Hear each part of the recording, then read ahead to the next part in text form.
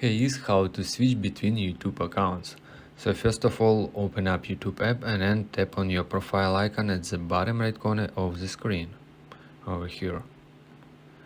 Next step, you should notice you should have to log in to the same Google account where you want to switch your YouTube account.